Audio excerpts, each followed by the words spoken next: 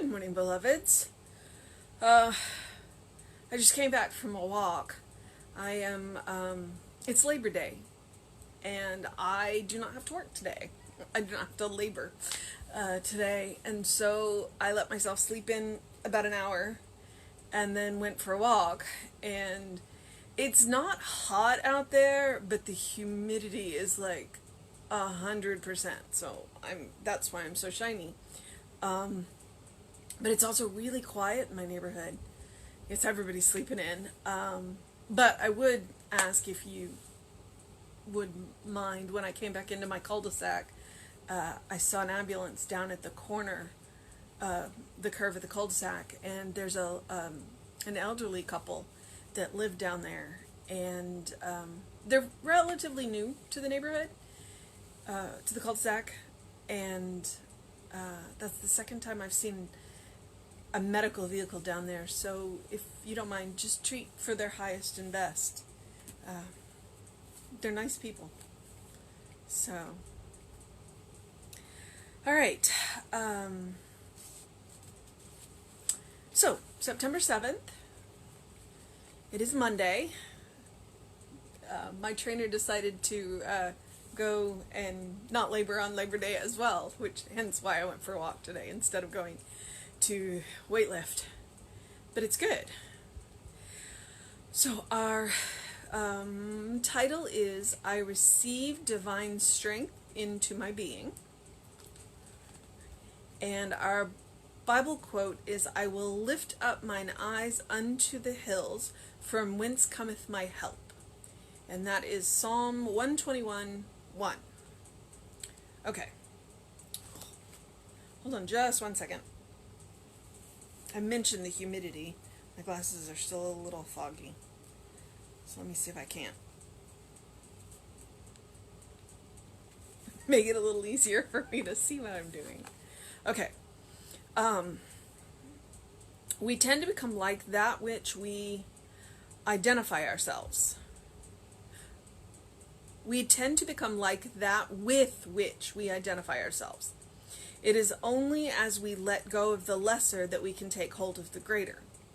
Only as we drop confusion that we can entertain peace. If we would transcend doubt and fear, we must lift up our thoughts unto the spiritual hills of the inner life. It is said that Jesus went up to the mount to deliver the most famous sermon ever given to the world. We, too, must go up to the mount if we would rise above the little things that bother us. We must identify ourselves with the greatness of the Spirit if we would breathe in its mighty power. Too long we have identified ourselves with that which is small, insecure, and uncertain. Now we must permit our consciousness, through faith, to rise to a greater and deeper realization of the divine presence forever delivering its nature to us. We must keep a watch in the tower of our minds. Consciously, we must identify the self with its source. Today, I guard my thought and speech.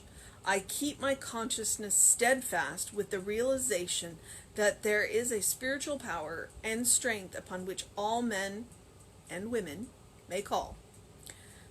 All beings may call. Let's go with that. Yes, I'm editing Ernest Holmes.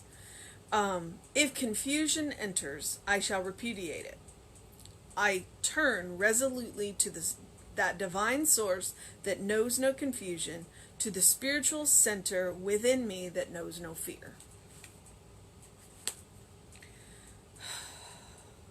All right. So let's start with, we tend to become like that with which we identify ourselves. And let's think about our heroes.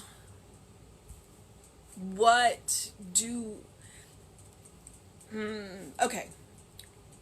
When we have heroes, we can use them as exceptions and we can use them as examples. What we don't want to do is try and be them. Because everyone is capable of having flaws. I am by far not flawless. And they do say that all of our heroes have feet of clay.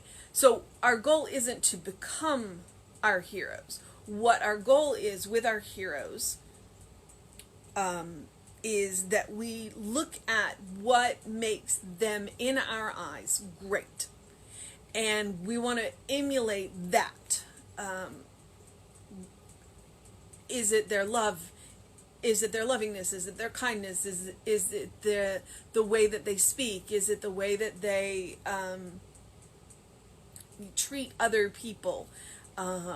Is it their immense knowledge? Is it their soulfulness? What is it about is their ability to inspire others? What is it about our heroes that we love, and then take that into our beingness? That's I guess the appropriate use of a hero is to look at what it is that they do that makes us put them on that pedestal, and then not try to be them, but to take in that part of them into ourselves and do more of that. So in Jesus's case, his absolute trust in Spirit. When he spoke his word, he knew that it would come to pass. And so don't treat them as exceptions. They are exceptional, but it's because they have chosen this path. And if you think that what they're doing is amazing, then by all means, become exceptional. Emulate and practice what it is about them that they love. So identify the characteristics and then take them on. So you will become more like. You will not become that person, because you will always be you. As Oscar Wilde says, be yourself, everybody else is taken. But that doesn't mean that you can't practice characteristics of people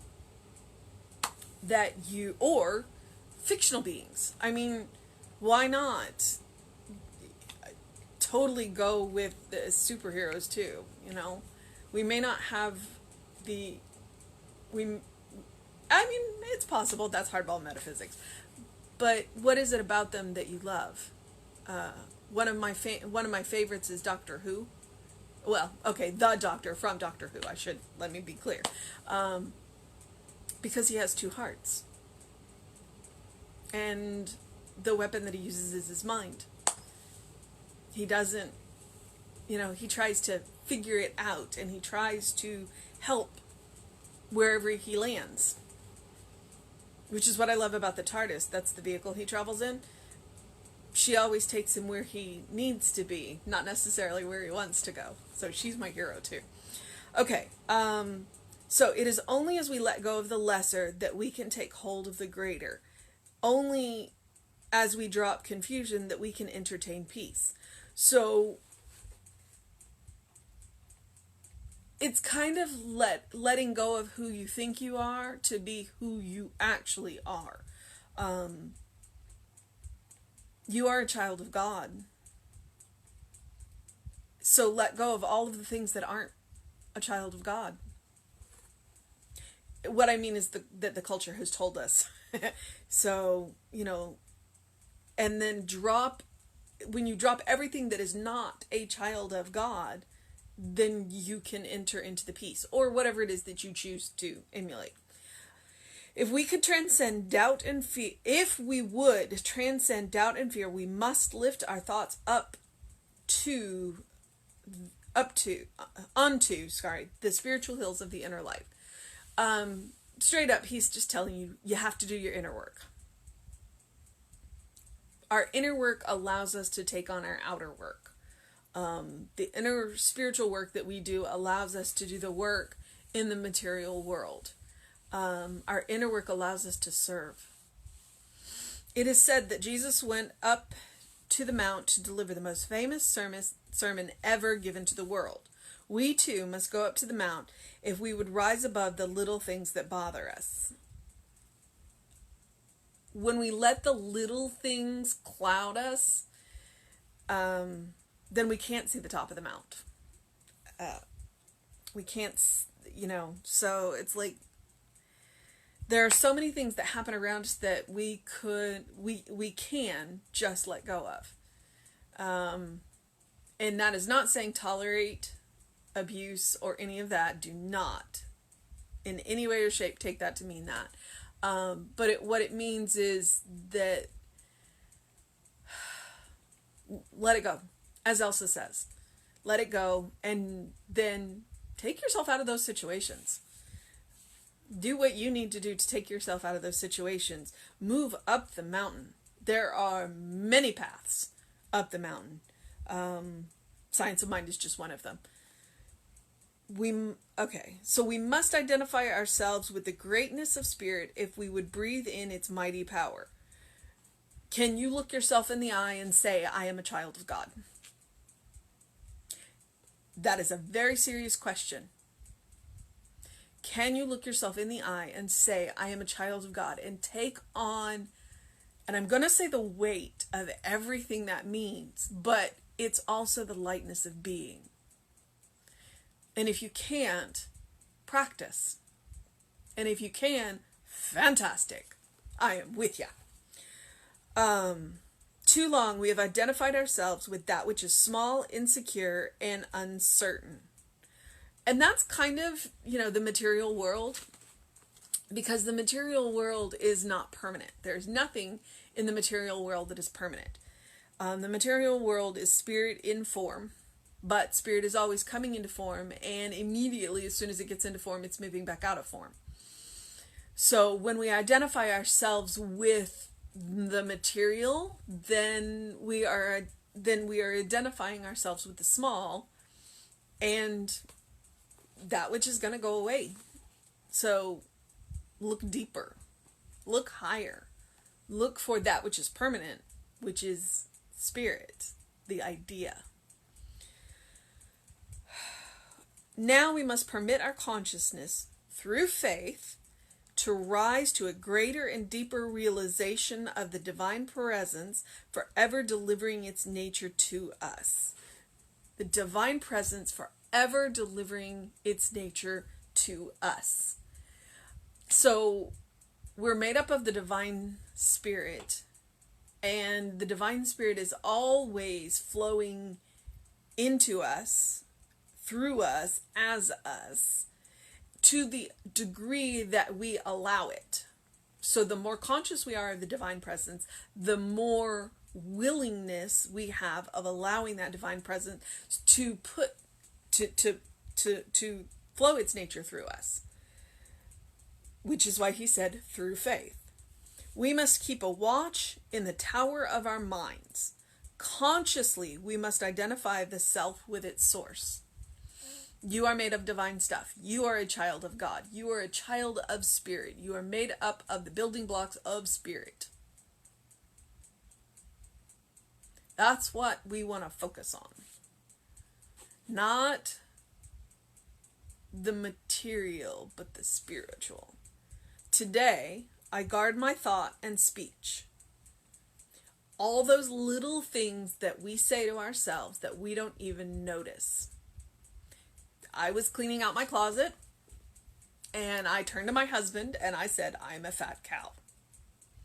Now, I said it not even in a joking manner, in a statement of fact. There was no emotion behind it. But that's what we're talking about here. I am a child of God. And see, I didn't say that with it. I am a child of God. I am a child of God. I'm trying to say that with feeling, unlike what I said to myself last night, or said jokingly to my husband last night. So it's little things like that that I want to guard against. I don't want to identify myself with that. Yeah, I'm giving you a real world example of something that happened just last night as I was cleaning out my closet. I keep my consciousness and my consciousness steadfast with the realization that there is a spiritual power and strength upon which all men may call. Okay, and I know that just rung wrong with me today, So let me try that again. I keep my consciousness steadfast with the realization that there is a spiritual power and strength upon which all beings may call. Most of the time I don't edit Ernest, but today I am in the mood. All beings may call.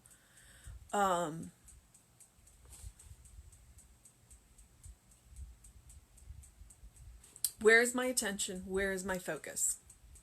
Today and every day, to a greater and greater, to a growing degree, my attention, my consciousness is on that spirit. If confusion enters, I shall repudiate it. I turn resolutely to the divine source that knows no confusion, to the spiritual center within me that knows no fear. The spiritual center within me where nothing has ever been wrong. That's where I turn. And that is where we can all turn. So our mission, should we choose to accept it, is to figure out who we have been identifying ourselves with. And then to decide if we want to continue to identify ourselves with that. And if not, shed them and identify ourselves with something greater. And if we are happy with who we are identifying ourselves with, good. Keep practicing. And realize that you are a child of God in whom Spirit is well pleased. You are a spiritual being having a human experience in all that messiness that it entails. But that the power that we use, the power that we're made up of, is greater. That we let go of the lesser, the insecure, the uncertain, for something which is. And that, my friends, is spirit. So, I don't know what I'm going to do with myself today, but I'm going to go figure it out. I do need to get the video up online today on YouTube for you. So, remember to do something loving for yourself, do something kind for yourself, do something compassionate for yourself. To do something that engages your mind and your body, do something that makes your soul sing. Open the windows of your soul and allow the breath of heaven to remind you that you are in heaven now. That heaven is all around you. And hold on to that consciousness. Hold on to that love. And know that Reverend David will be on with you around 5 p.m. today, and I will be back with you at 9 a.m. tomorrow. Have a fantastic day, beloveds.